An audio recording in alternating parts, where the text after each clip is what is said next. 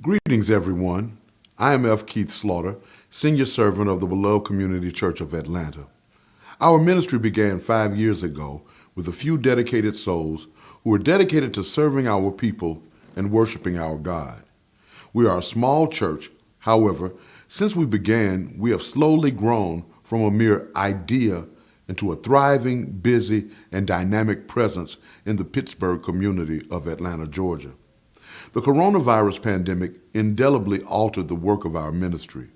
The food and resources gap between the poor and others has widened right before our eyes. As the world around us changed, we recognized the need to expand our already established food pantry to include a food sharing component for children and adults in our community. We now serve hot meals, sandwiches, snacks, and beverages 3 days a week and provide emergency food pantry access throughout the week. The times required that we expand our capacity to serve, but we had inadequate facilities needed to do the work. To that end, we recently acquired a historic Pittsburgh landmark formerly known as Little Zion Baptist Church. Our plan is to transition our food pantry and resource brokerage center, including a new day shelter component, into the Little Zion Annex of the Beloved Community Church. We need room to grow, and I need your help to make it happen. The food pantry will give community members and their families access to nutritious food in a clean and healthy environment. The Resource Brokerage Center will connect persons to information and benefits available to them, while the day shelter will create space for showers and personal care, cell phone recharging stations, and other help for our unsheltered sisters and brothers. So here's the ask. I'm asking you to be mindful and prayerful around your possible role in helping us to take care of some good people who need to feel the experience of human love, care, and compassion in the midst of their struggle. After considering the possibilities, I ask that you would share your best gift with us to help us renovate the building, put on a new roof, replace the damaged flooring, and rebuild the handicap ramp to make it a bright, healthy, secure space for healing and restoration to occur. I believe that this is good ground. Won't you help us by investing in making Dr. King's vision of the beloved community a blessed reality? You can help us by cash apping us at $the beloved community. You may also go to my website, Dr.FKeithSlaughter.org, and make a PayPal donation. But however you give, make sure you give to this good and worthy cause.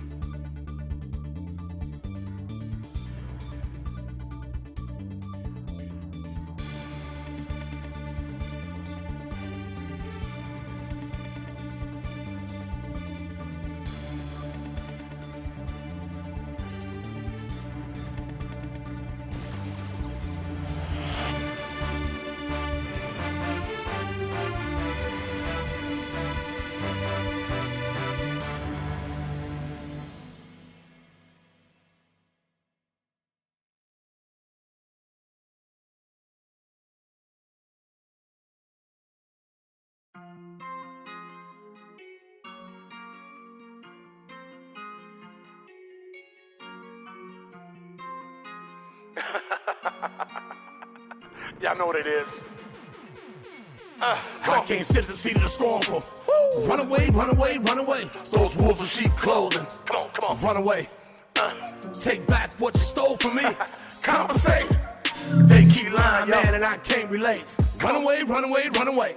Mr. Slaughter D called me Trap Pastor. I talk slow, but you know I rap faster. That right. Hard rhymes, I'm as serious as cancer. Recognize you ain't a slave, you a master. Came here on the bottom of the boat. That right. Can't flow, so I had to backstroke. Coming up on the verses that I rode. Every day I slang hope, not dough. Black excellence, down with the team. Malcolm X nightmare, Martin Luther's dream. Fight the power, can you feel what I mean? Like Rod Kim said, I'm a microphone fiend. Came south on a special invitation. To say a word on the current situation. No delay, no more hesitation. All you fist up, take your preparation. Sucker. Y'all know what it is. I can't sit at the seat of the scornful. Run away, run away, run away. Those wolves in sheep clothing. Come on, run away. Take back what you stole from me. Compensate. They keep lying, man, and I can't relate. Run away, run away, run away. Yeah, so you think you can run away from reality? You think you can run away from the problems? You think you can find yourself someplace else to go where there's no God? Hey, man, wherever you go, God is already there waiting on you. So stop running. And if you gotta run, tie your shoes. Sucker.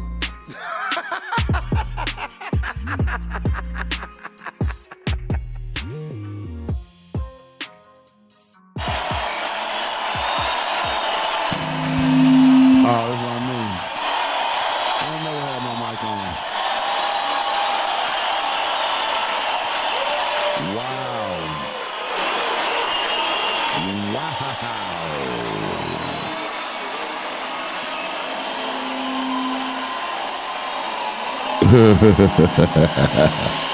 They wildin' out in America. What the deal is, what the deal is, shout it, shout it. Yeah. I'm crowd surfing in my mind. Yeah. What's good, sisters and brothers? Everybody all right? Good morning and welcome to The Situation, an intentionally Afrocentric live streaming infotainment variety talk experience. My name is Slaughter, the Machine. Don't stop, never stop, Trap Pastor. Mr. Get It. Stop playing around, old dude. You know what I mean? Glad to be here today. Brother Miggly, you all right? Man in the box?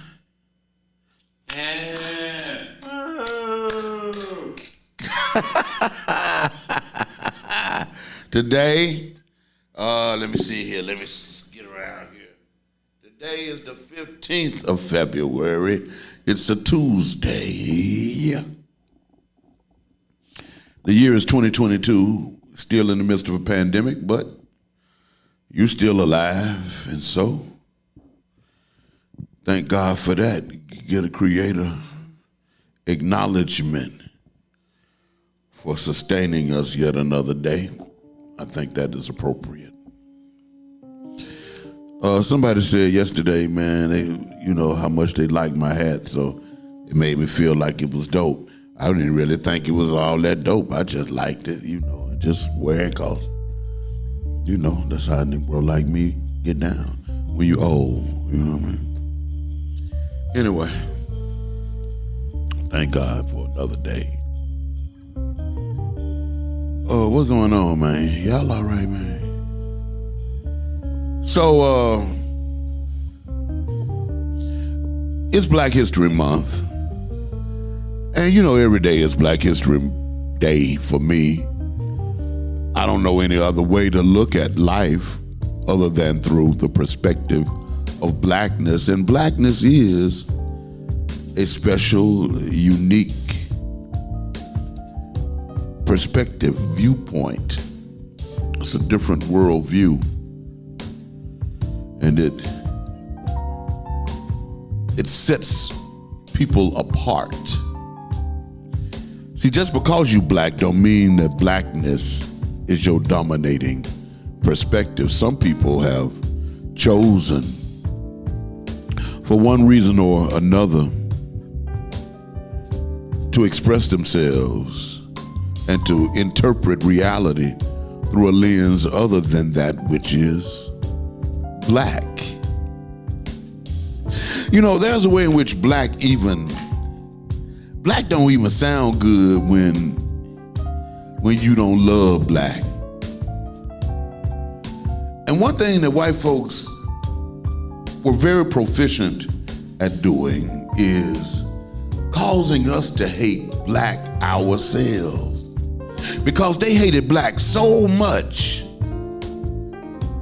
they were able to convince us to hate black. You know, it's amazing when you think about the psychological work that was put in order to get us to hate ourselves, to get us to pull for the man with the white hat instead of the man with the black hat,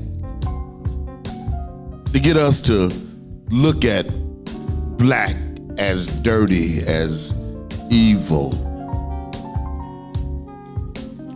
as wrong,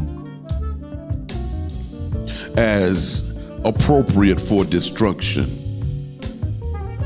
And we see white as something that is pure and laudable and delectable and wonderful. That's a hell of a psych job, man, to pull on an entire people, to make people hate the color of their skin, and to wish, desire, and even undergo chemical processes that'll turn them white. Where else do you get a damn Michael Jackson? You know, and they even convinced us not to critique the fact that this man turned white in front of us, before our eyes. Hell, we've been knowing what skin bleaching cream is because we've been using it. But what makes us do that? You know, we don't even want to talk about it, and we don't even talk about it anymore. We don't even look at the reality of how insane it is for us to make our hair straight. We won't even look at the insanity of that. And we say, whatever hair we bought, it is ours and it belonged to us. And yeah, at the end of the day, that is true. But I'm saying going deep beneath the offense and the tendency to be offended. But I'm saying that we get around being offended about us being ourselves and just look at what psychological work had to be put in order to make a group of people wish that they look like something other than they do. That's all I'm saying. That's all I want you to deal with. It's African American History Month, and we got to deal with it. You know what I'm saying? We didn't make black bad. Somebody else did. We didn't do that. We didn't make curly bad. Somebody else did that. And so we got to think about how we can transform our consciousness, our way of seeing the basic things about ourselves, so that we can then move to higher level modalities of transformation. You know, and begin to look at the reality that whenever we unify, we become stronger. And whenever we act as a unified body, we get whatever we want to get done. We got to start looking at the beauty of our creativity that is within us. I mean, people get scared during Black History Month because we began to tell them everything that black people invented. It becomes too much. Because we invented damn near everything that makes this planet spin. So it's about transformation now. And we're moving in that direction. But those basic things about ourselves, we must begin to love again. We must remember how to love. the basics of blackness. We got to begin to operate with black power, informed by a sense of black excellence. Not because we're trying to live up to somebody else's standard, but because it's our natural way of being. And watch and see, man. Don't things start to make that change? Once they change in you, watch the world around you change. And that's the situation. You want to know what the deal is. Well, thank you. Thank you. Thank you. Thank you. I deserve that. Thank you. Oh, yeah, man. I got plenty stuff for you today. Plenty news for you today. All right.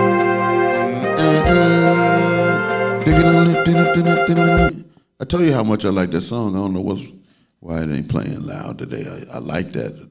That's a hit, man. You know what I'm saying? That's a hit. I didn't talk. We did a rebroadcast on yesterday, so I didn't get to wrap up on the Super Bowl thing. But let me just say that the Super Bowl halftime show was just the dopest thing I ever seen on the Super Bowl. So I'm glad I looked at that. I don't care who won, who played, or nothing like that. I just wanted to see the halftime show, and it was dope. Okay, I have one criticism, however, and it's not a criticism; it's an observation.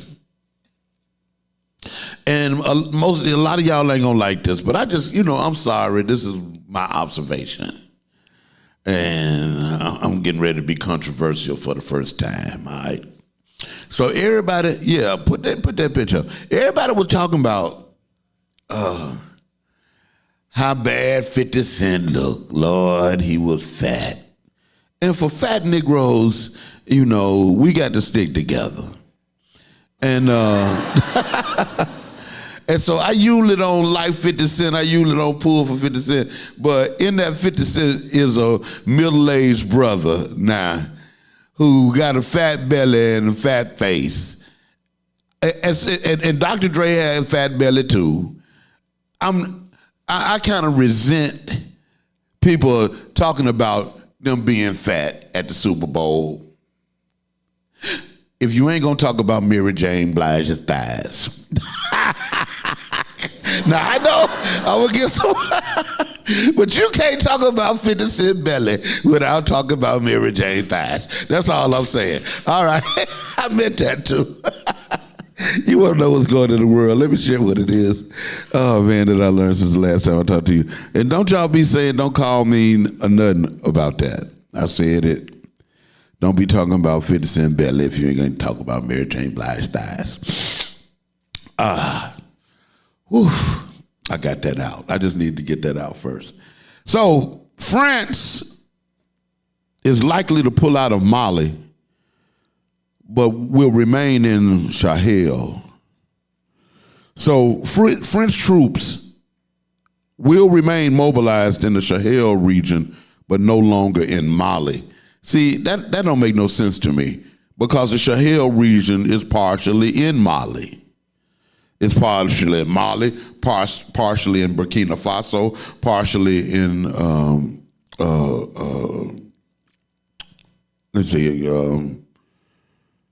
Niger. Okay, all of which are under French influence. It's the Sahel is that region in Africa that starts at the Atlantic Ocean and goes east. It's the region where Africa turned from white Africans to black Africans, right? Right in there where the Sahara Desert turns into the Savannah region, right? From the arid region where nothing grows and there's nothing but sand, that region that is in between there and where the landscape becomes lush and fertile. Okay, so Mali is saying it's staying in the region. France is saying it's staying in the region, but it's leaving Mali. And at least Mali has asserted their own sovereignty and put the French out because they know that the French are undermining the stability of the country. And they want them out. And so they're put out, but they just saying, yeah, we'll get out the country, but you can't put us out the region. We gonna hang tough because we got other colonies that we operating on, and we want to be able to get at you at a moment's notice. Also on the African continent, and I did some research on this story. A senior aide to the United States President, Joe Biden, and this is according to the Daily Observer, Tina Menpain, Menpain, MEHNPAINE, Mainpain. I think that might be I don't know. I blew that pronunciation. Anyway, a senior aide, and that's what I need. That's whose picture I did look up. Dana Banks, who is a special assistant to Biden, who also served as senior director for Africa at the National Security Council. She said that the United States remains a dedicated partner and friend. Yeah, she looked black. Yeah, okay, and that's what I thought. Okay. What she says is they have observed that too many of Liberia's leaders have chosen their short-term gain over the long-term benefit of their country. This, she said, is an act of robbery, robbing Liberia's citizens of access to health care, public safety, and education. She said, corruption is an act of robbery. It robs you of the healthy business environment we all know Liberia could have, which would lift countless Liberians out of poverty. This is according to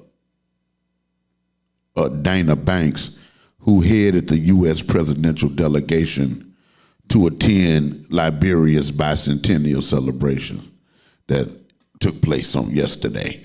Okay, so let's get clear about this. Liberia exists because the United States started it. Okay? There's no such thing as Liberia if the U.S. hadn't participated in the slave trade. And at a certain point in the history, around early 1800s, 1822, you get different accounts. But Liberia started as an island, and then they moved on to the mainland. They stole land from the Sierra Leoneans and from other people in the region so that they could start this colony. The U.S. did that, but once they started the colony they started it with formerly enslaved people who had been enslaved in the U.S., right? They shipped them back. You didn't know about this, did you? Shipped them back to start Liberia, okay, as a separate country. And around 1847, something like that, the organization became a little bit tighter. They also enslaved people who were on slave ships, slave vessels that got turned around. They sent them back and populated Liberia, what became known as Liberia there. And they called the capital of Liberia is Monrovia, which is named for James Monroe, who released supposedly appropriated some funding, some money in order to get the infrastructure of the country established, right, from the U.S. But let's be clear, Liberia is a colony of the U.S. that to a large extent was taken over by Britain because Britain took over the economic interests primarily in the late 1800s.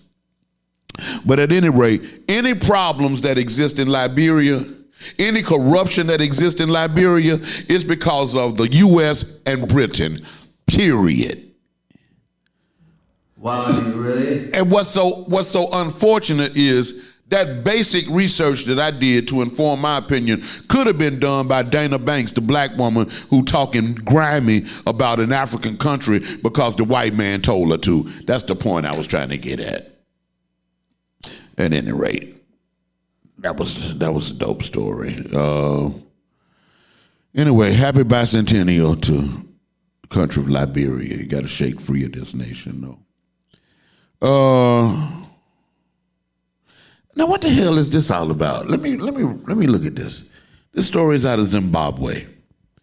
Redaction Africa News is carrying this story, and it says, increasing temperatures and sea levels, changing precipitation patterns, and more extreme weather are threatening human health and safety, food and water security, and socioeconomic development in Africa.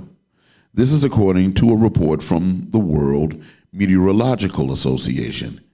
It, however, appears the impact of climate change on the continent goes far beyond these, as it has forced some teenage girls to venture into sex work. Now, how the hell we get from climate change to sex work?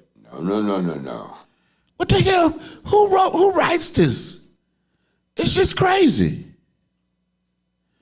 I don't understand how the connection is made. It's talking about because people have to change because economic patterns have changed, and because of climate change, it's caused teenage girls to go into prostitution. I just can't understand this. I don't know how they make that connection. Anyway, Bullshit. Y'all gonna have to.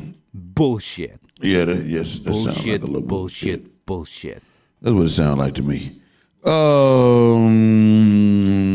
Let's come a little closer to home.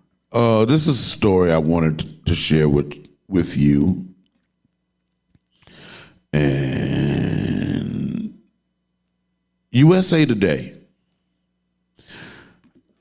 Claire Thornton and John Bacon reported on yesterday that the U.S. has almost reached the end of the full-blown pandemic and could reach immunity levels sufficient to limit the spread of the virus soon. And this is according to Anthony Fauci. He says local health agencies should feel confident and comfortable ending mask mandates whenever that happens. And the United States' top public health advisor is also saying that such restrictions could pass into history this year. He says, and I'm quoting Anthony Fauci, as we get out of the full-blown pandemic phase of COVID-19, which we are certainly heading out of, these decisions will increasingly be made on a local level rather than centrally decided or mandated. There will also be more people making their own decisions on how they want to deal with the virus. So here are the numbers. The U.S. is reporting now fewer than 200,000 COVID-19 cases per day. And that's from the first time since before Christmas. Case counts are now less than a quarter of they were at the peak of the Omicron stage. And so at this point, the U.S. has recorded 77.7 million cases of COVID-19 that have resulted in 919,000 deaths. That's according to Johns Hopkins University. Johns Hopkins, the same institution that experimented on Henrietta Lacks. Just need to throw that in there. More than 410.8 million cases have occurred worldwide, and 5.8 million deaths have occurred as a result, according to the Centers for Disease Control and Prevention.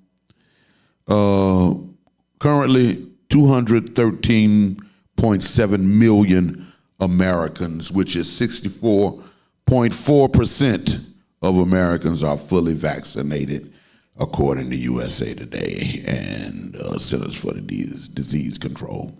So, What you think about that? How you feel about that? Okay, that's what they say. They say it's just about over. You know what I'm saying? So y'all don't believe that.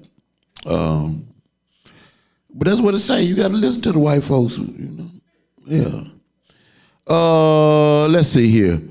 Sha'Carri Richardson is back in the news, and she is in the news according to Rachel Scully of The Hill.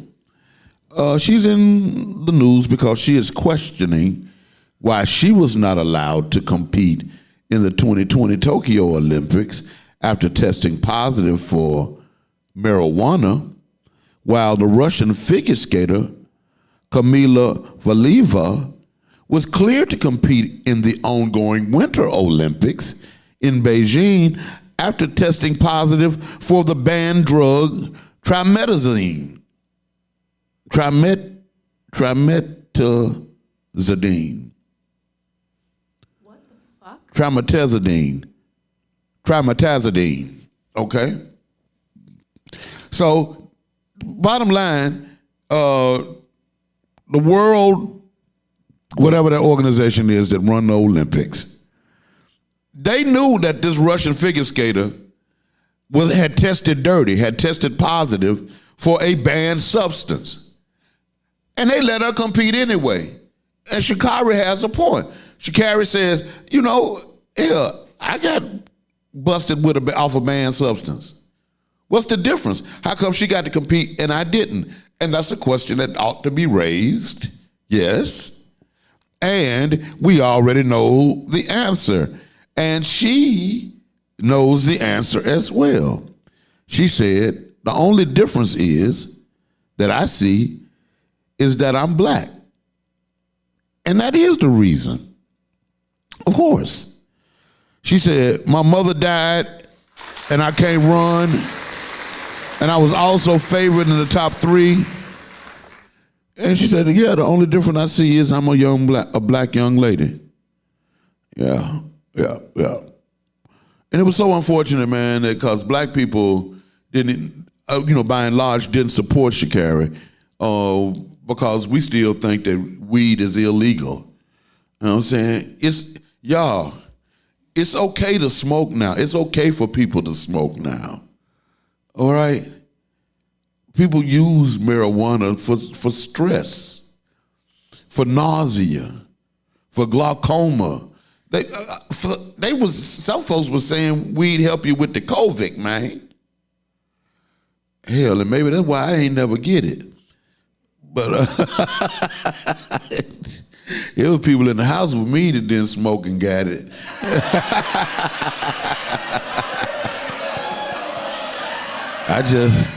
I'm just on that weed and sea moss, baby. You know what I'm saying? Keep you healthy. Because ain't nothing wrong. Y'all got to stop. Black people got to stop that. We got to stop that. You got people making billions of dollars in a multi-billion-dollar industry, and you still, they smoking that reefer. Man, hell, we got to grow. We got to move forward. We can't let old conceptualizations of reality remain crystallized and encrusted in our consciousness. We got to move forward, man, for real, and quit tripping. These white folks, they continue to move forward doing what they do. Purdue University police has been put on leave after a video surfaced of him beating down a 24-year-old student at Purdue University. Adonis Tuggle told Associated Press that he was punched and pushed into the ground during an arrest. He said he was smothering me, almost as if he was attempting to drown me. The video has been posted showing the police pushing his entire body down on Tuggle, elbowing him in the neck while the woman in the background is shouting for him to stop. So the white police, is he white? I'm sure he is. even though black police show out sometimes.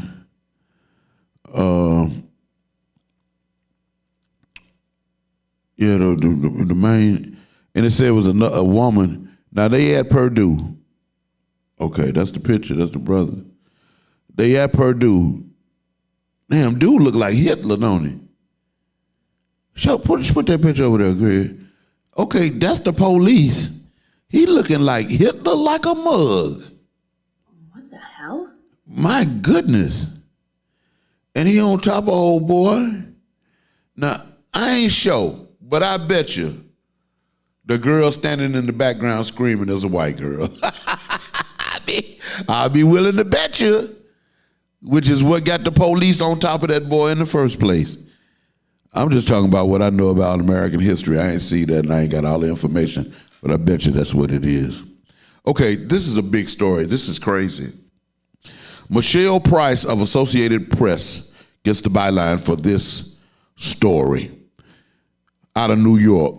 New York City fired more than 1,000 workers on yesterday, on Valentine's Day. Fired more than 1,000 workers who failed to comply with the city's COVID-19 vaccine mandate. 1,430 workers, almost 1,500 people, lost their jobs, but it represents less than 1% of the 370,000 person city workforce and are far fewer terminations than expected before a Friday deadline to get the shot. So they gave the employees of the city of New York City, they gave them until this past Friday. Everybody that didn't get vaccinated by this past Friday lost their job on Valentine's Day. Body, really? That was a Valentine's Day massacre. And while they say it was only 1% of the workforce, it's the same question that I asked people on Sunday in my message. And most Negroes didn't get it. Most of my people didn't get it. And that's a damn shame. The whole story was about, what was I preaching from? Luke 15, where Jesus is telling a parable because he talking to people. And he wanted some folks to get it and some folks he knew was going to go over their head. Anyway, he told a parable about the man who had 100 sheep and lost one. Asked the question, if you wouldn't go back, leave the 99 and go back and get the one. Right? And I was looking at my people, man, I was checking them out. They missed the point because most people was like, let me do the math. It's just one. You got 99 more. What's the problem? Keep it moving. That's what most people say. That wasn't Jesus' point. The point was, what if you was the one? What if you was the one that got left behind? Would you want to be left behind? And that's the point that people don't get. And that's the point that makes this so heinous and hideous about 1% of those workers in New York City losing their job. That's 1,500 people. What if you was one of the 1,500? See? And that Negro, Eric Adams, is a dirty Negro for that. The new mayor of New York, and I knew he was going to be a problem. He is. He too crackerish for me. He already a police. He's terrible. That's a dangerous Negro there. That's the kind of Negro that could end up being the president. Because white folks love a nigga that hate niggas. And do something like that. That's the only reason the white folks voted for him like that. He's grimy. He a police. What else do I need to say? He grimy. And that was an ugly thing to do to people. The United Federation of Teachers did not immediately comment on this. The Supreme Court dismissed an appeal from a group of the Department of Education employees. So, I'm sure a lot of hospital workers lost their jobs as well, because hospital workers got better sense than to take the vaccine. So they ain't taking it. Anyway, gotta hate Eric Adams, hate that Negro, don't like him at all. I've been saying I knew he wasn't right. I knew he wasn't right. And some of y'all probably still ride with him. I can't ride with no Negro like that. I can't.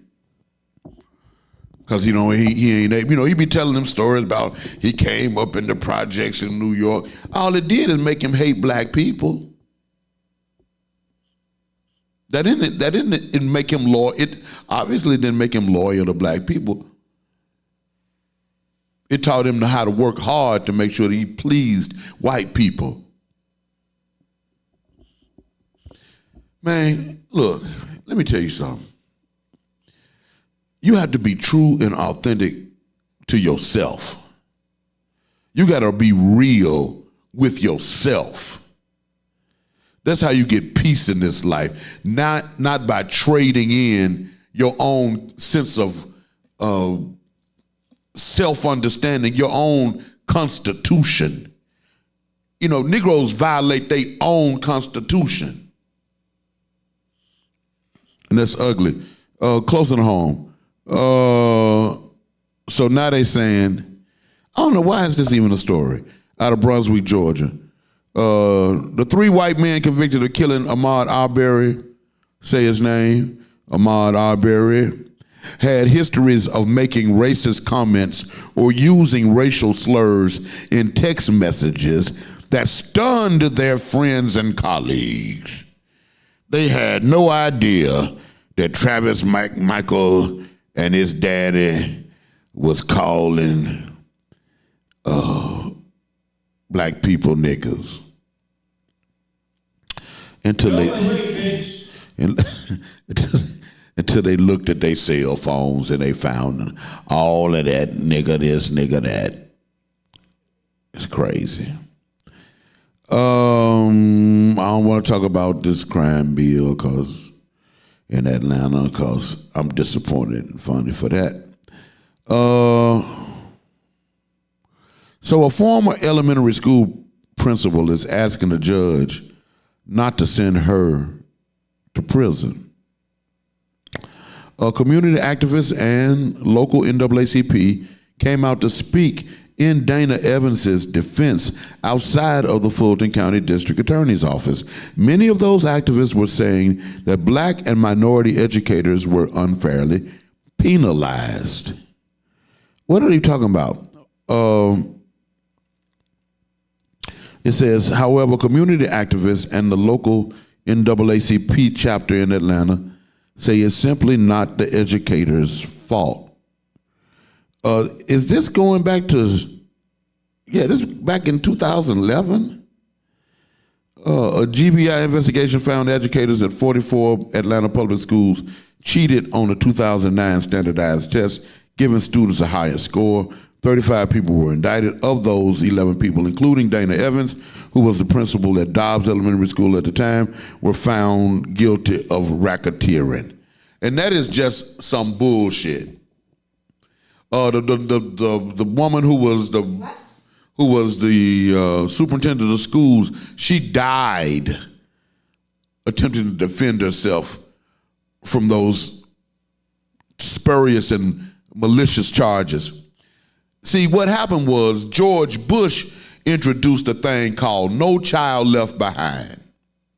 And that was grimy in and of itself. What it did was it caused the teachers, in order to hold on to their jobs, what they had to do was have a certain percentage of their students pass the test. So they had to, first of all, not teach truth, they had to teach the test. And then what they found themselves in the position of having to do is to make sure that their students pass the test. So they taught the test. Because that was what administration told them to do. And then they've turned around and charged them with racketeering. So if you recall, when the Obama administration came in, one of the first things that they did was outlaw No Child Left Behind. They got rid of that law. And they still trying to put people in jail from a law that was outlawed in like 2012.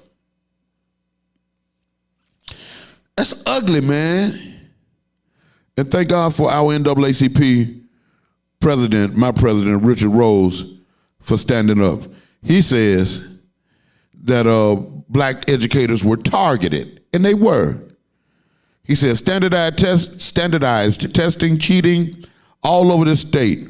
And yet we have just a few people, just a few black teachers in Georgia, in Atlanta, who have borne the brunt of this injustice. Man, Richard Rose, man, he be standing up right, man, and saying the right thing at the right time. I love my brother, my big uncle. That's a blessing, man. All right, that's the situation.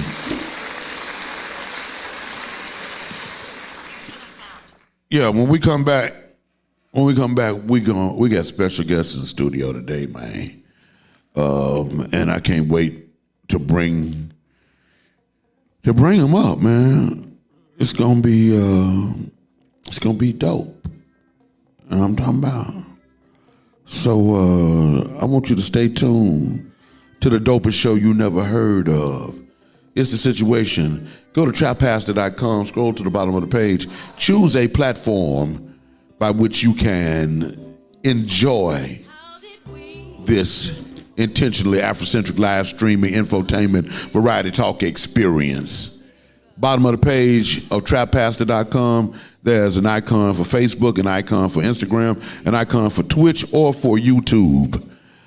Choose one, and if you by chance choose the YouTube version, which is also broadcasting live right now, but it's archived there as well. And so, if you get the archive version, make sure you subscribe to our channel, The Situation with Dr.FKeith Slaughter. Make sure, sisters and brothers, that you also like us, chat with me, fool with me, man, play with me. Because I'll be black when I get back. You know we open. We're open. Yes, we're open. We are open, and Sandtown Pub is ready to serve you. We're taking precautions, wearing masks, wearing gloves, sanitizing, and practicing social distancing. We've even partnered with local leaders to hand out free masks. So stop by and enjoy our outdoor patio, dine in, call ahead for pickup, get Uber Eats and DoorDash delivery, or order online at www.sandtownpub.com.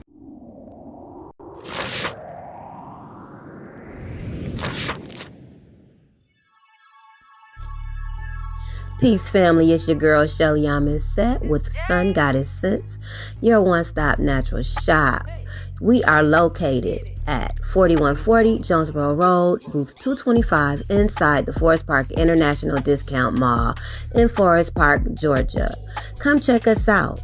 You can get your health and beauty items, aromatherapy, skincare, Pan-African apparel, and more.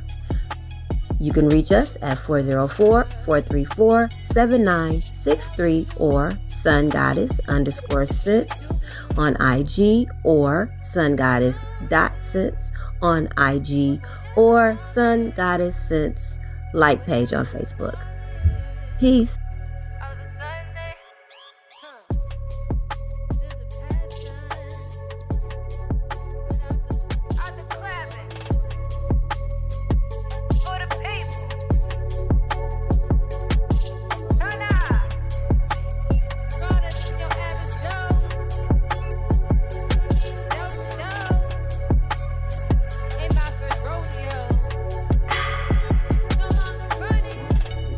Hi, I'm Broderick Gooch. And I'm Tian Gooch. And we're Gooch's Goodies. Here at Gooch's Goodies, we specialize in delivering smiles and satisfaction to your home with our high quality food at affordable prices. Our signature sauces and dishes will guarantee a flavor that your family will love, and that's a Gooch's Goodies guarantee. You can follow us on Facebook, DoorDash, and Grubhub. See you soon.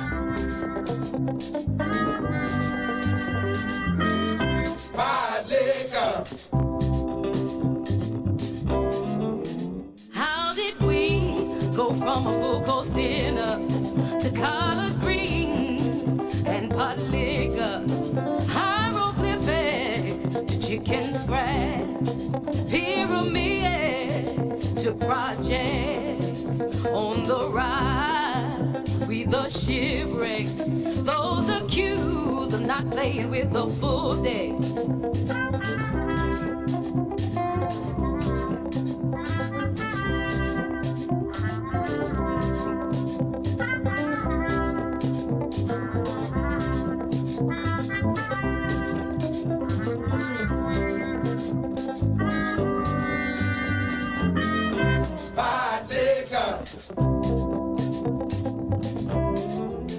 Can't burn ashes, not with 1,000 matches. You can't wash water, it's of the highest order. Must be a wreck on the road, 'cause I can't get a letter from home.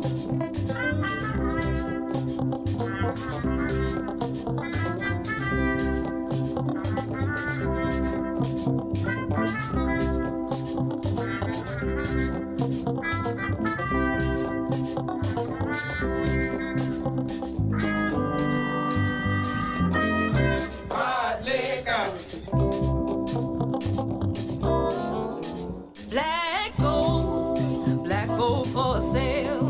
Congo, Angola to the Sahel. Once the word got out, went around like the ring shout. All about, oh my brother, oh my sister, oh my brother, oh my sister, oh my brother. brother, oh my soul.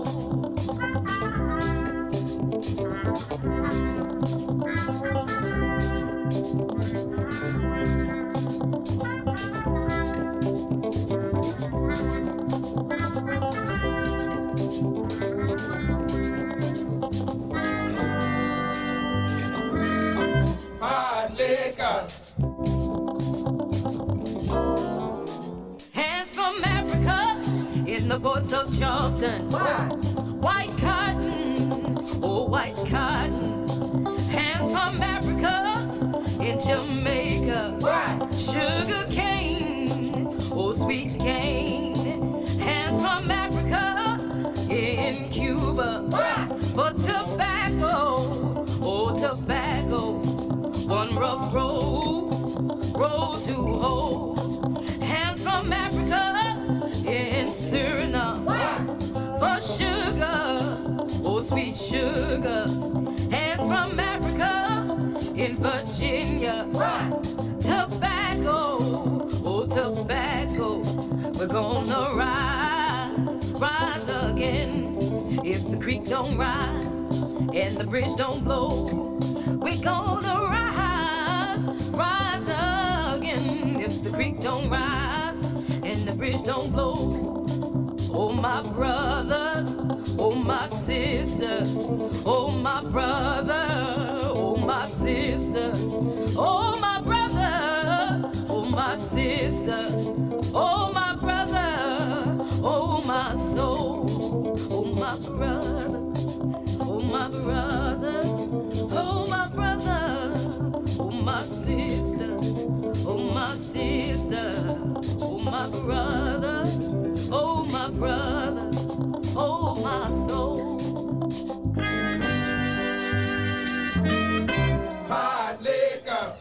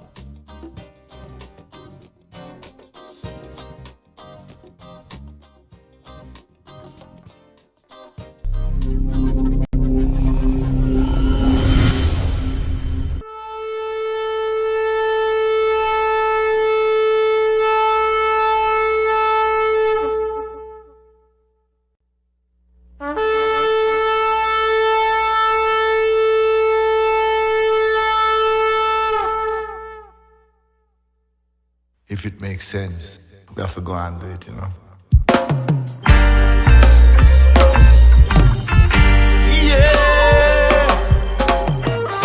Yeah, what I man say. Right now. But each and every day I say, oh people now. Yeah, I say, freedom.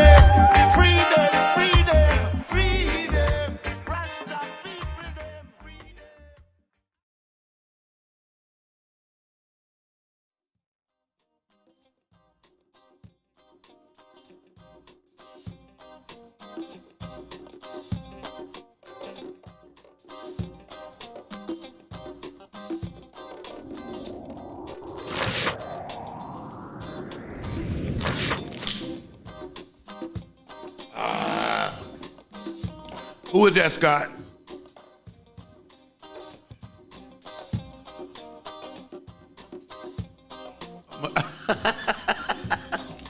Well, you worse than Sister Slaughter. You'll call a Negro anything.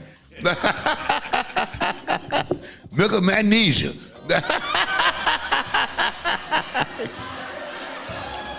Oh, man. Welcome back to the show. That's Masiki Scales, Common Ground Collective, friends of the situation. I'm your brother, man. Glad to be black up in here, man, making this thing do what it do, exactly where I'm supposed to. Love to hear that groove up under me, man. That's dope. Masiki be making it do what it do. I got to get him back through here. It's time to call Masiki and get him back through. He got a thing coming up at City Winery, I think, in the next few days. So we got to get him back up in here and talk to him. They already did it. I've been seeing the advertisements anyway, so we need to talk to him. He got some money now. He can bring me some. Yeah. And look here, I need y'all to send me money. Y'all be looking at this show. I sent Craig this thing, man, this dude. They got this show, man, and he be acting like, pretending like it's church, and he running the whole thing himself. He got the whole setup, and he just got a sampler, and he just hitting the organ sounds and stuff, and church sounds, and people sending him money. The other day he was talking about,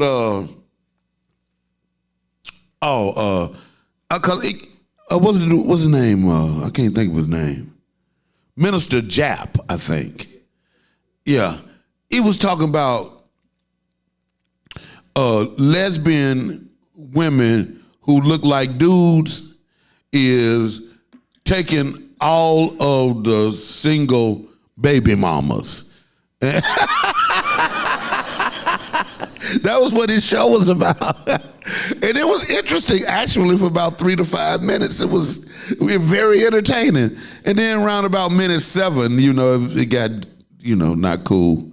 But, he was calling the women that wear the strap-ons and stuff, he was calling them Manny Fresh.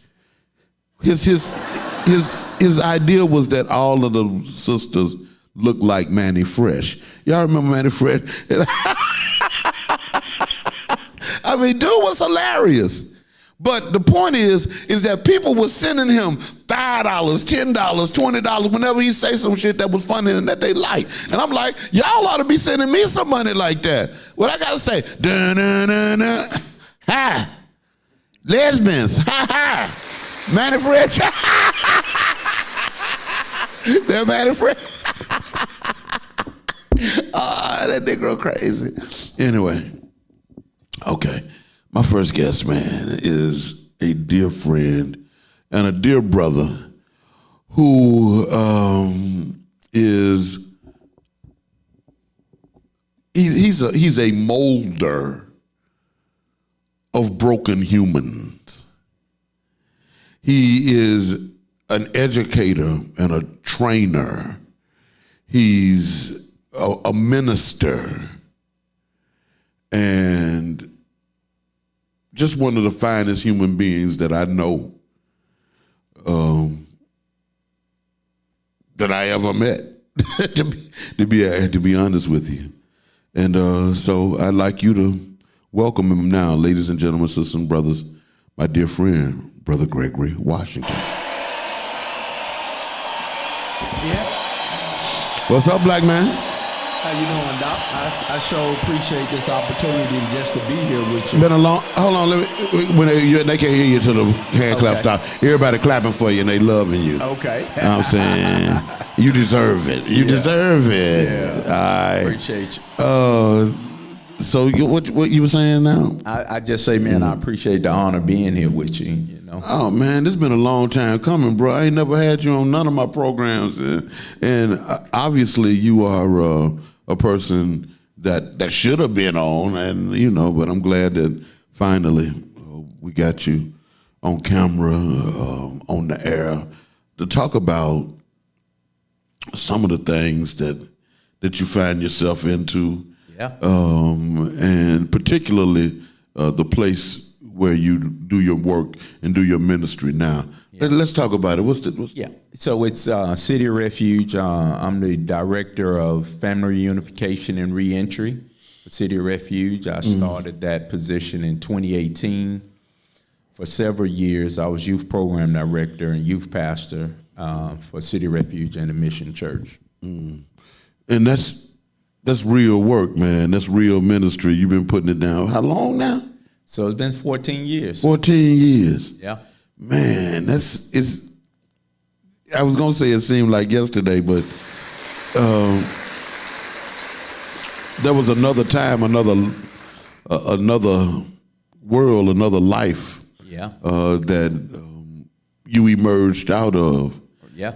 And you mind talking about? Oh no, no problem. Who G used to be? Yeah. So I like to tell this story. I actually been waiting on this opportunity because I came to Atlanta in 1990 after finishing high school in Orlando, Florida, and me and a few of my homeboys say, "Hey, look, we're gonna take the shortcut." We had a lot of brothers going to FAM, going to BCC. It was BCC at that time. Bethune-Cookman. Yeah, and we say, well, you know, we gonna try to get rich before they finish college.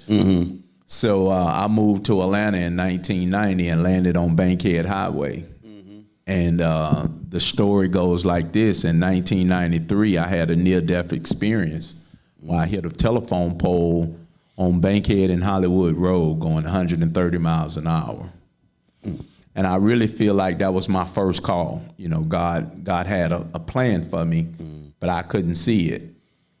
And then I met you. You know, I had to talk about it. Several years after that accident, I felt that, you know, it was more to G than what G was doing on the west side. So I started buying and selling houses. And I'll never forget this day. You had just took over a small church called Brown Chapel. And you rode up on one of my sites and say, "Hey, who doing this work?" And I say, "Me." You know, my company. I had Greater Northwest, and I had Real Estate Investor Development Enterprise at the time. So I was trying to buy dilapidated houses, flip them. I was trying to legitimize myself. Really, what I was trying to do. And you say, "Hey, man," and you know, we sat there and we talked. You didn't really preach to me, but before we was done with our 2-hour conversation, we was hugging and embracing like we had been knowing each other forever. And just like a pastor would do, you say, "Hey, man, I got a little favor I need to ask of you." You say, "This old church got a steeple. And I need you to come over here, have your guys come look at the steeple and see what, you know, we can talk about what y'all putting the steeple on." So I remember telling you, I say, "Hey, look, I'll do it as a tax write-off. You just buy the material, we'll come over there." So we came over there on a Saturday. We put the steeple on the church. Me and y'all and Deacon Hodo. Deacon Hodo. Deacon Hodo was 103 then. He's still alive too, man. Wow. Yeah. Deacon Hodo 100 years old for real now. Wow. Yeah, so we come over and politely so, you invited me to church that next Sunday. And me and the female that I was with, my second daughter's mom, we came visit the church. And I always tell this story. It's actually in my book of mine, of a hustler, that I don't know what you preached about that Sunday, but you mentioned my favorite artist, Tupac Shakur. And the next thing you know, I was at the altar crying and weeping. And that was about One Day of Heaven Got a Ghetto. That was the name of that sermon. Yeah. And your mama came. Yeah, my mama came, man. And that was a day of transformation for me because, you know, I was able to tell you everything I had going on. And you said, "Okay, bro, G, what's next, man? You know, let's try to get this thing right." And shortly after that, you shared a life-changing experience with me. And you showed me and your family's heart for a community, because shortly after that, I was given a very stiff sentence of 20 years for trafficking. Yep. And I never forget because it was on Molly's birthday. It was on October the 31st, 2001, I believe that was. Mm-hmm. And guess what? This year, my maximum release date still hadn't came up. My maximum release date was 10/31/2022. Wow. You know, I often tell people, my version of this story. Yeah. And but in my version of the story, the most powerful character is your mother. Yeah. Boy, I ain't never seen no human being so adamant and focused on one particular thing, and that was the release of her son. Yes. She went down. I mean, I know you. I don't know if you know. Yeah. Your mama went down there like every week, once, sometimes 2 times a week, to the district attorney's office until she got them to do what she wanted them to do, which was let you go. which was exactly. I mean, I was like, I ain't never seen no shit like this before in my life. Because it was the wildest thing. I said, without getting into the nuts and bolts of the case, but I was like, this is an open and shut case. Ain't nowhere in the world they can knock him for this. He wasn't even in the country. So I'm like, so we just gonna go in there, we gonna sit through the trial, and we gonna get it thrown out or get not guilty, and and let that be that.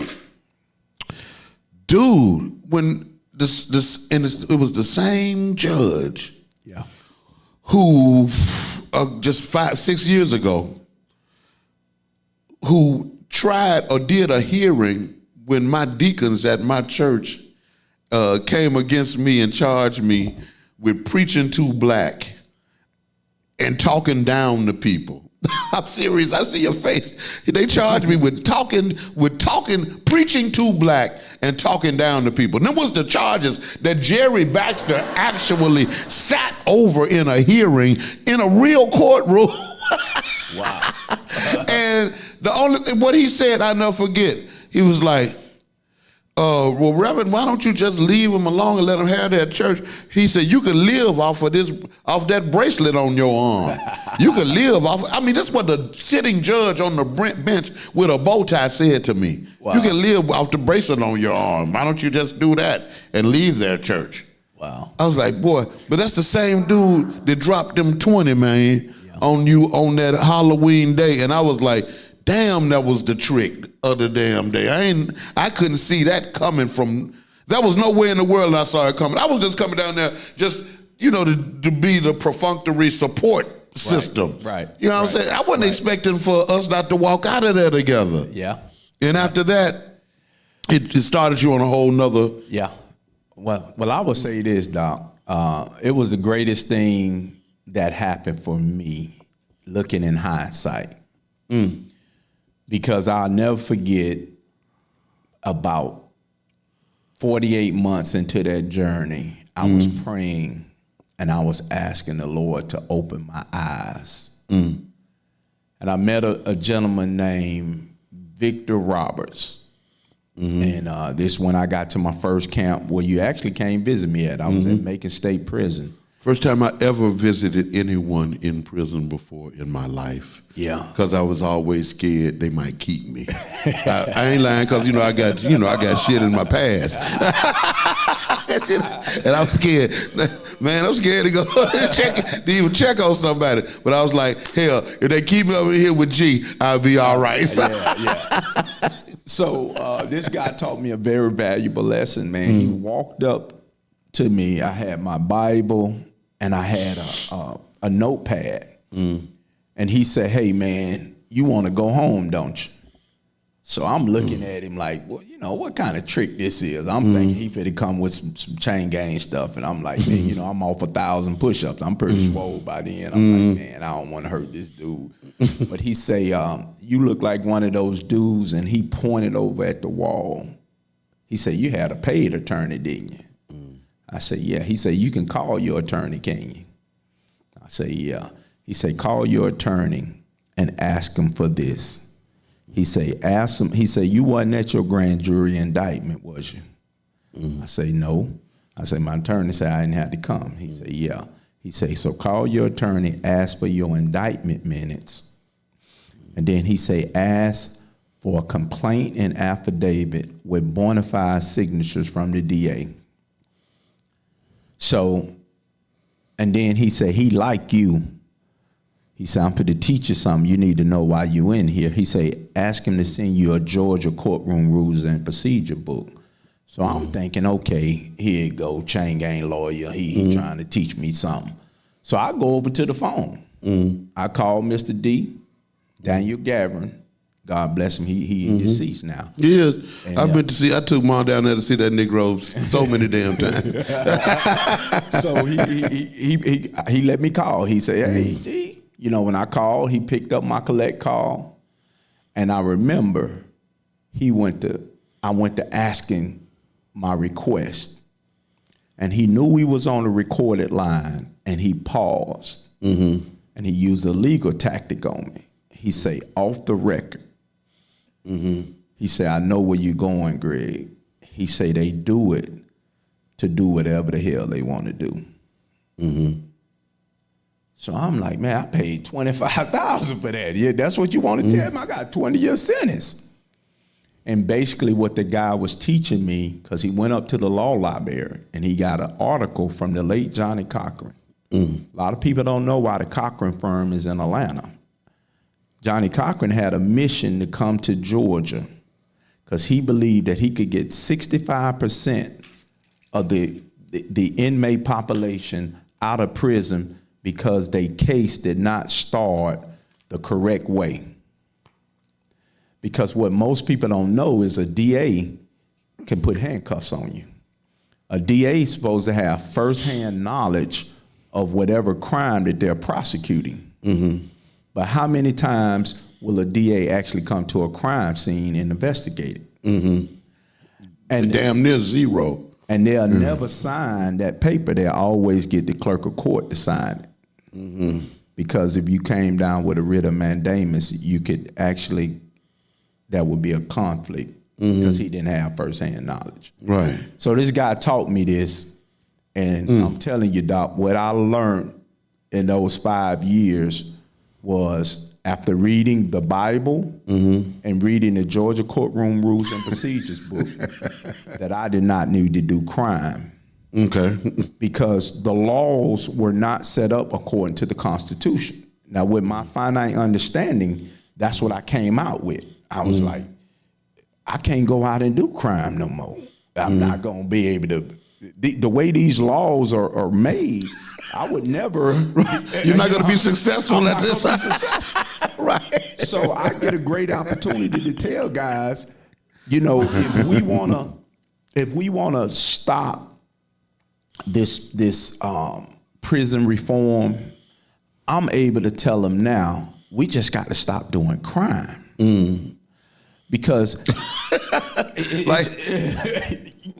yeah. You ever tried that? yeah. Let's just stop doing crime because it was just the basic thing. When I went in and when I started reading the Georgia Courtroom Rules and Procedures, when they calling out sections and codes, they're communicating linguistically, legally, and most of the time we don't know what they're talking about. Right. You in a whole nother world in that situation. Yeah. And like in your case, it was you had a good attorney. You paid real money. Yeah. You know, but yet and still it went left. But at the end of, and I don't want to wrap it up and say at the end of the day, but when you came up with that information, yes, that was like a key. Yes. That was used, that if used properly, would unlock the door for you. And that's what it did. That's what it did. So 48 months into that, I came back to Judge Jerry Baxter, and I stood in his court, and he looked at the DA, and he said, DA, what can you do for him? He said, Mr. Washington, when do you get out? At this time, I was only carrying a paper that I got in diagnostic that say my maximum release date was 10/31/2022. So I said that to him. And the DA responded back I think we did just by Mr. Washington by giving him 20 years. That's what it carried for the charges that I had with trafficking. Mm-hmm. But if you remember, Doc, it was trafficking and a gun. Mm-hmm. You remember they turned around and dropped the gun charge. Mm-hmm. The gun and the drugs supposed to have been found together. Mm-hmm. So I think that was the loophole. So I told Mr. D, man, send me back to prison. They don't want to do nothing for me. 18 more months later, a counselor came down to my cell and said, Mr. Washington, your sentence just been modified to 10 years. And I paroled out on April the 7th of 2006. So my 20-year sentence, I probably... Three and a half years. Something like that. I did about 4.5, right at 5, because I was in the county for a while. Yeah. So they gave me all that time. Wow. And that was a miracle. And that was a miracle. And you came out from there, and yeah, and I went straight to the City of Refuge. I came over there as a volunteer. And I remember you yeah, saying that, man, okay, I'm doing ministry now. Yeah. I'm like, you, and you were so hyped, G. Yeah. You know, you were so hyped. And me, I'm the approach to Christianity that is taught in the penal system, right, is markedly different than what I teach. Exactly. And because it's crackerized. Let's just be honest. From my perspective, is the concentration is on. The concentration in my ministry is defining, naming the evil that's found in institutions and the systems that operate against the people of God. In the penal system, it concentrates on personal responsibility for involvement in illegalities. Right. And it's a different philosophical approach to the theological, right? Because in prison, folks be trying to get something that's gonna help them make it through. Right. And so oftentimes people will serve you whatever you will consume. At the time. And so that's why I had to, and we've not had this conversation. Yeah. That's why I said, okay, G, in my mind, I'm thinking, okay, you have learned something different than what I really began teaching. I want you to work it and work that too, because that one will work if you work it as well. Right. And you worked it. Right. You know what I'm saying? Right. You worked it, and it has worked out well. And what you were able to do is take that, and you done bless so many people. Yeah. You done bless so many people with it coming through that City of Refuge. For people who don't know, tell them what City of Refuge actually does. So City of Refuge basically is a faith-based nonprofit. Mm-hmm. We have housing for women and children that find themselves in crisis. We also have housing for victims of sex exploitation and sex trafficking. Mm-hmm. But as well, we have right in the center of it, we have a work-based innovation hub. It's where we do training, vocational training. We got tech academy, we got coding, cybersecurity. We have forklift, CDL. We have Napa Automotive Training Program, Culinary Arts Training Program, security training programs. Because one of the things that we saw, if we're gonna help people come up out of poverty, we have to get them the skills that they need so they can really make a livable wage. Because, in that 30314 area code, it's been changed, but the average household was anywhere from $17,000 to $23,000 a year. Right, gentrification has changed that a little bit, but you still got that basic core community. Yeah, because most of the when I was a youth program director, me and Malika ministered thousands of kids. It was single parent homes. Right. So one thing that we have seen, if we can change the family dynamics, we can break the generational curses of in poverty over the people that we get a chance to serve. And one of the things, Doc, that really was profound for me, because when I was at Hancock, that was the last prison I was at, the Lord told me I would go back into the prisons through the front gate. But I was like, no, I'm good. I'm good. You know, I'm safe on that. Right? Yeah, I'm safe. So I kicked against that for a while. But one of the first things I say to, the group of men that I'm training, man, I don't care if that's your baby mama, the woman you love, whatever. Get back into that home and cover those babies. Because I've been out here taking these kids, making s'mores with them, taking them on college trips, crying with them, because they've been wanting their daddy. Yeah, been abandoned. Yeah. That's what drive everything I do. It all goes back to that little 10-year-old boy who daddy picked him up one day and said, hey man, I'm supposed to leave you and your brother, and you ain't gonna see me. I need you to be big and be strong. Yeah, man. Like, Negro, how you gonna tell me to be big and be strong? Shit, there's a couple of niggas whooping my ass around here now. Talking about be big and be strong, and you leaving. It's crazy. Yeah. And it's that, but there's so many children nowadays that have to grow up like that. And what was it Method Man said that I don't know if that was his verse or not on Cream. Life for a shawty shouldn't be so rough. Yeah. Yeah. But life for a shawty, man, be hard when you ain't got no daddy. I had a brother on the show a few months ago who wrote a book. Y'all remember that dude? He wrote a book about a boy without a father.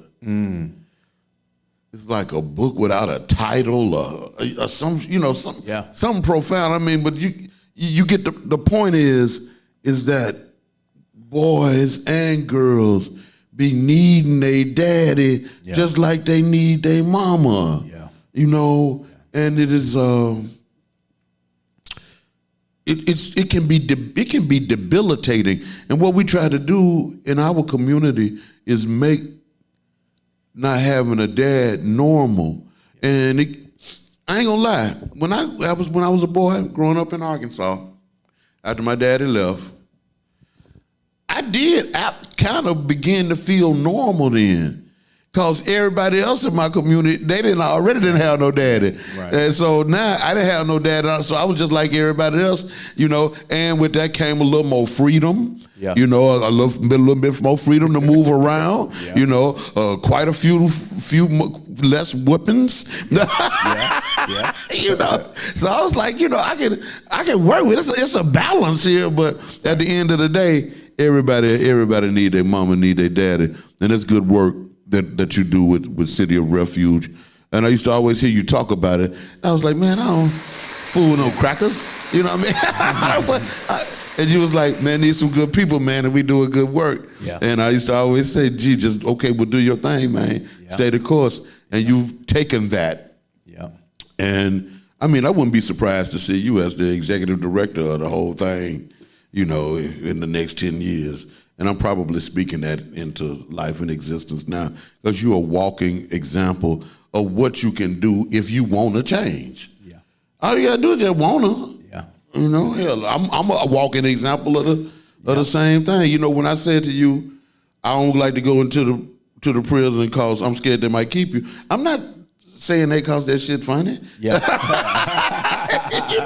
I'm saying that because and every time everything that I've done that's been, considered big or whatever, I always wonder if somebody gonna come back from way back in the shadows, and say, yeah, but you remember when you did so and so? Yeah. You know what I mean? Like a Snoop Dogg getting ready to do his biggest show ever, the Super Bowl. Right. And the sister, after he just bought Death Row Records. Wow. He bought Death Row Records last week. Okay. Right?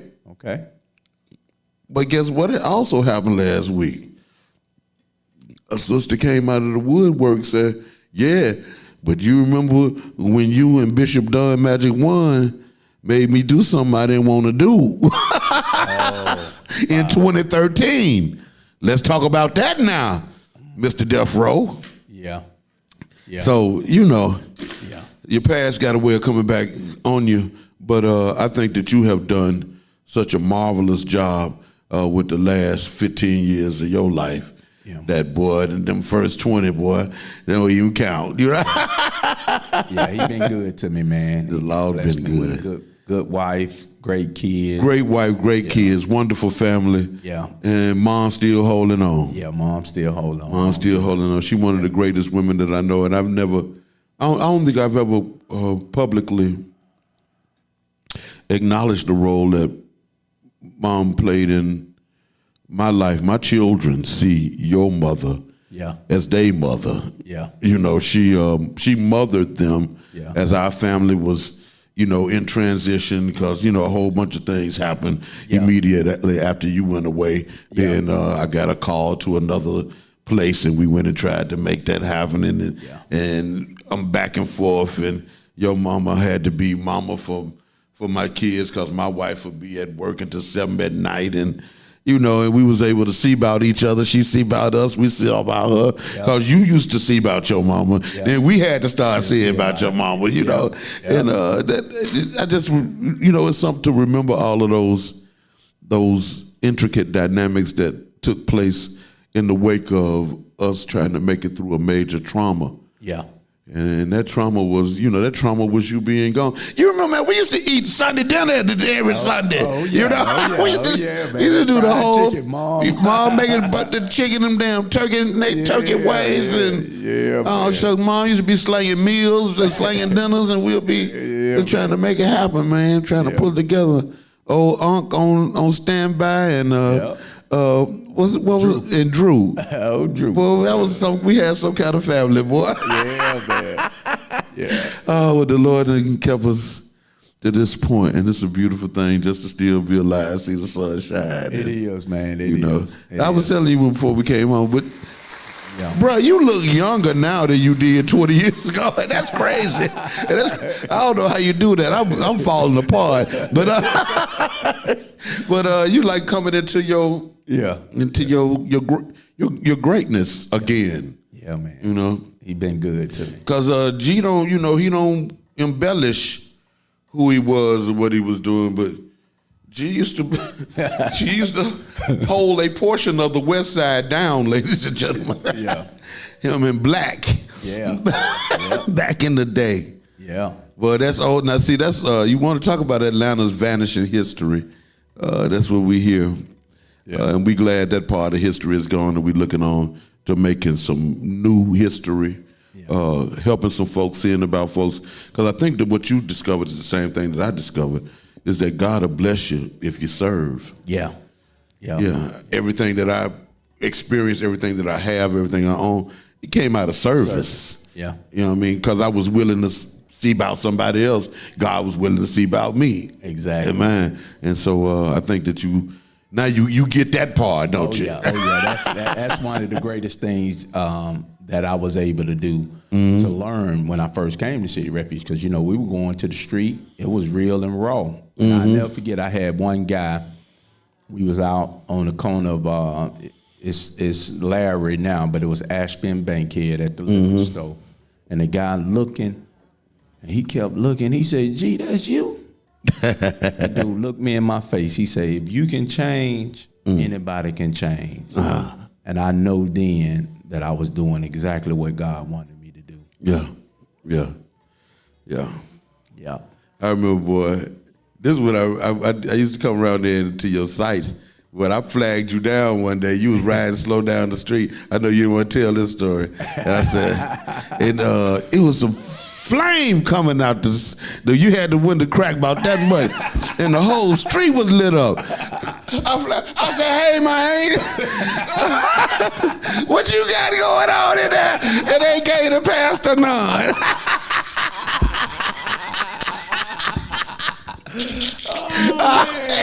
Let's get out of here, man. Thank you for coming through, bro. Yeah, man. And I want you, man, to please continue to do that thing that you do. Yeah. You make you have made me. I remember, what was it? I guess about a year or two ago, I called you out of the blue. Yeah.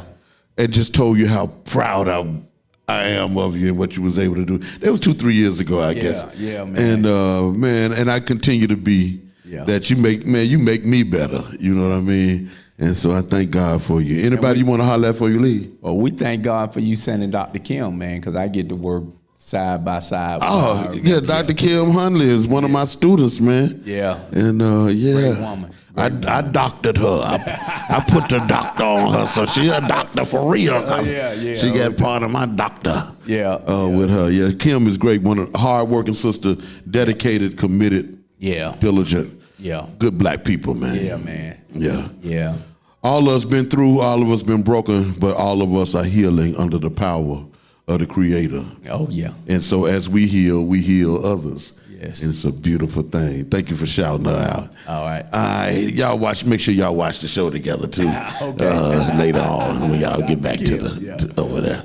Yeah. All right, man, I'm gonna get out of here, man. That's gonna do it for today. One more time, put your hands together for my dear brother Gregory Washington. Known as G off in these streets. Yeah, man. Look here. I see y'all tomorrow. If the Lord say the same thing, man, we're going to come back and bring you some more good guests, intelligent black talk, as well as, man, just making space for your feelings as a human being to be respected. That's what we're attempting to do with this platform. An intentionally Afrocentric live streaming infotainment variety talk experience. It's the dopest show you never heard of, but you can do something about that. You can help your people and your people's people to know what we're doing and when we do it. So just let them know around 11-ish every day, we hit Facebook Live, we hit Instagram Live, we hit Twitch, and we hit YouTube Live. And then you can catch us on YouTube anytime during the day or night on our channel, The Situation with Dr.FKeith Slaughter. Until tomorrow, I'll holler at you, man. Peace to the Archbishop and the Holy Family, to the beloved community I love so well, to my video engineer, Craig Migley, to my crack research team, HC the place to be, to my producer, C to the O to the Courtney Omega, and to the man in the box on hand claps, applause, and various sound effects. Big, not little, Grand Imperial Slice Master Supreme of the United States of Alabama. And we'll be black tomorrow. Peace to the people, power to the people. Roof to the bros. All I want you to do is love me. I'ma love you black with your big head. The mouth of the wise teacheth knowledge, but the lips of the fool talketh foolishness. Almighty, me not like them hypocrites, me not like them parasites. Them scheme by day, them plot by night, striving on the plight of the poor and the sufferers. Jah know them a backstabbers, Jah know them a bloodsuckers. I can't take them vampires, cause I'm a free up fighter. I am a free up fighter. I am a free up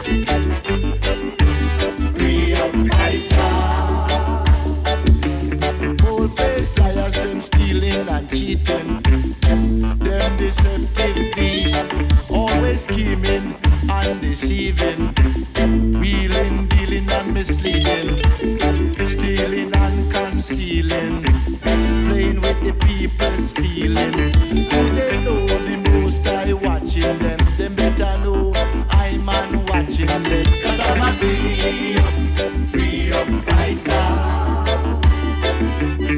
I am a free up fighter. I am a free up fighter. I am a free up fighter. 'Cause I'm a free up fighter. I am a free up fighter. I am a free up fighter. I am a free up fighter.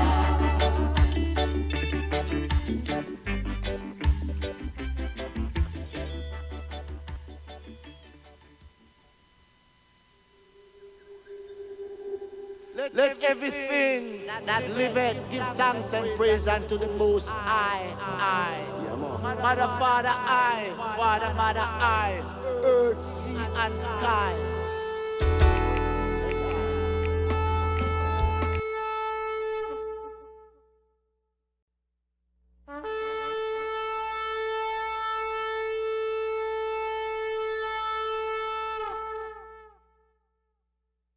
If it makes sense, we have to go and do it, you know. Yeah. Hear what I man say. Right now. But each and every day I say, oh people now. Here I say, freedom. Rasta people them freedom. African people freedom. The original people, they can't find your body. Don't let them control your mind. So free up your mind, oh people now who have been trapped by the demons of the beast. They are trying to destroy your mind and spirit, your heart and soul, your divine control. Before they violate your body and destroy your world, they are waging all kind of warfare to distract and confuse your mind. Break them shackles, break them chains. Don't let them control your brain. Break them shackles, break them chains. Even though them change your name. Wake up, free your mind. Wake up, free your mind. If they control your mind, they can control your thoughts. If they control your thoughts, they can control your actions. Prompting you to take their baits that will lead you to self-destruction. With your self-defeating, self-destructive actions, doing exactly what they want. As you fall in their trap, say, up your manipulation, them unleash, them demons and them beast, to rape, ravage and feast. So wake up, oh people, to reality. Wake up and free your mind. Wake up, oh people, to reality. Wake up and free your mind. Wake up and free your mind. Wake up and free your mind.